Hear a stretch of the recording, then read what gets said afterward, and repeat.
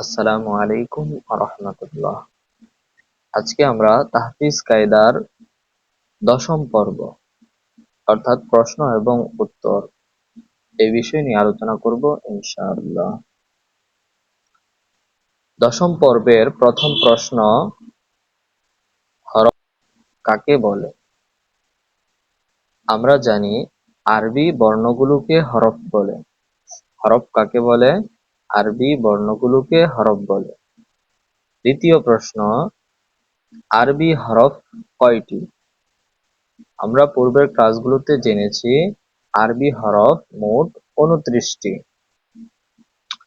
তৃতীয় প্রশ্নের মধ্যেও দেওয়া আছে আরবি হরফ কয়টি, অর্থাৎ আরবি হরফ 29টি। চতুর্থ প্রশ্ন, এই হরফগুলোর নাম বলো। আমরা এখন দেখি এখানে কি কি হরফ আছে। জিম, খ, জা, শিন, ضاد, গইন, ওয়াও, সা,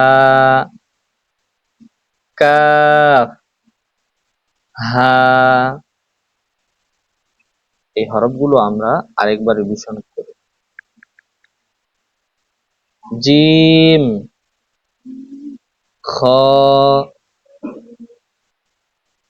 জা, শিন, ضاد,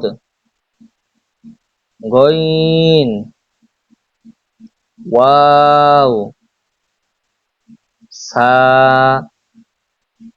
কাফ, হা। মাশাআল্লাহ। এখন আমরা 5 নাম্বার প্রশ্নে চলে যাই। 4 নাম্বার মাখরাজটি বলো।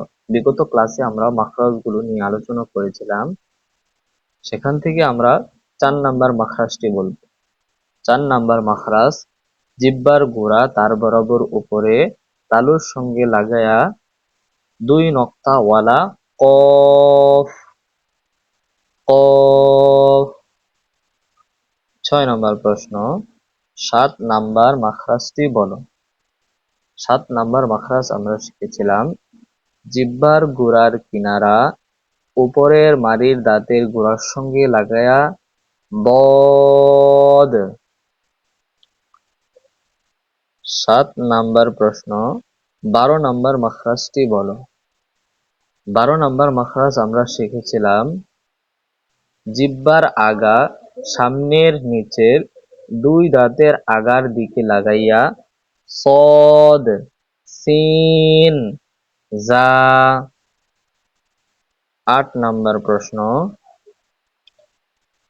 জ উচ্চারণ কিভাবে কোন জায়গা থেকে হবে বাস্তবে দেখাও।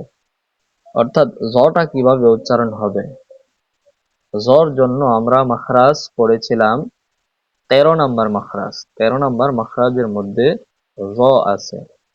জিহ্বার আগা সামনের উপরের 2 দাঁতের আগার সঙ্গে লাগায় উচ্চারিত হয় জ। 9 নাম্বার প্রশ্ন, দদ উচ্চারণ কিভাবে কোন জায়গা থেকে হবে বাস্তবে দেখাও। দদ উচ্চারণ আমরা 7 নাম্বার মাখরাজের মধ্যে পড়েছিলাম। 7 নাম্বার মাখরাজের মধ্যে দদ আছে।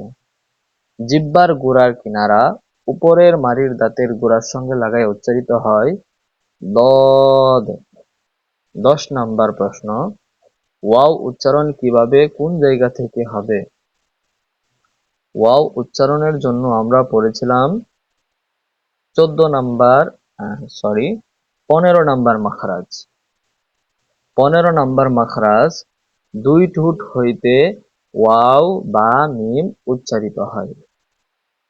তাহলে ওয়াও ঠোঁট গোল করে হালকা খোলা রেখে উচ্চারণ হবে ওয়াও।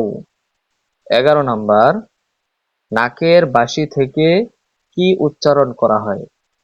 আমরা 17 নাম্বার মাখরাজের মধ্যে পড়েছিলাম নাকের বাসি হইতে গুন্নাহ উচ্চারিত হয়।